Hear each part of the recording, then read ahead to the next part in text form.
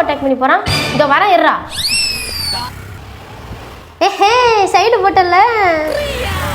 ஏய் யாரா அந்த பொண்ணு? என்ன ஓவர்டேக் பண்ணி போயிட்டு இருக்கீங்களா? ஏன் ஓவர்டேக் பண்ணி போக மாட்டோமா? என் வண்டி என்ன பிக்கப் தரும் தெரியுமா? என் வண்டி என்ன மைலேஜ் தரும் தெரியுமா? பெட்ரோல் விற்கிற விலைக்கு இந்த வண்டி இவ்வளவு மைலேஜ் தருதா? அப்படி நம்ம இன்னைக்கு வந்த இடம் தான் கும்பகோணம் செட்டி மண்டபம்ல இருக்கக்கூடிய சக்தி ஹோண்டா பைக் ஷோரூம்.